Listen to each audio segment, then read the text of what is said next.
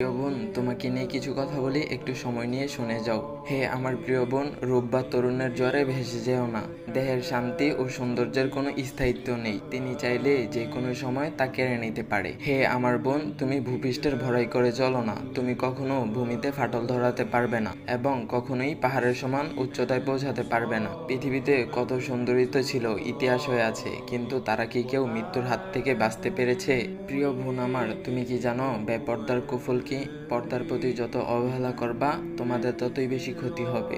নিজেকে প্রদর্শন করার মধ্যে কোনো শ্রেষ্ঠত্ব আছে কি? শ্রেষ্ঠত্ব তো নিজেকে লুকিয়ে রাখার মধ্যে। প্রিয় বোন আমার, ইতিহাস পড়ে দেখো তো, ইসলাম সর্বপ্রথম নারীকে মুক্তি দিয়েছে, নারীকে ভোগের পণ্য হতে দেয়নি। শান্তির ধর্ম ইসলাম, একমাত্র ইসলামী কন্যা সন্তানকে প্রতিপালনের পুরস্কার হিসেবে ঘোষণা করেছেন জান্নাত। পর্দা শুধু তোমাকে ইহকালীন জীবনকে নিরাপদ করবে না, নিশ্চিত করবে তোমার আখিরাত। তুমি জাহান্নামের কঠিন আযাব থেকে বাঁচতে পারবে, আর চির শান্তির ঠিকানা জান্নাতে হবে তোমার বসবাস। হিজাব আসলেই সুন্দর, এটা তোমরা গর্বের সাথে পড়ো, ভালোবাসার সহিত পড়ো, অধিকারের সাথে পড়ো। হে বোন আমার, যারা এই গরমে হিজাব নিকাব পরে, আল্লাহ তাদের এমন দিন ছায়া দিবেন যেদিন তার ছায়া ব্যতীত অন্য কোনো ছায়া বিরাজ থাকবে না।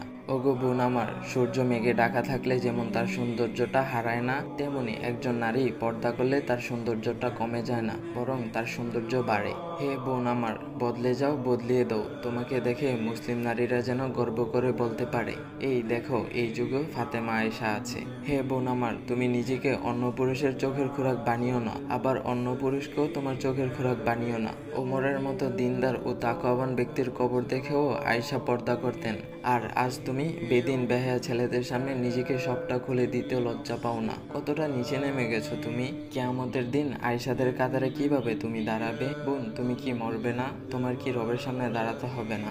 সময় থাকতে নিজেকে পরিবর্তন করুন।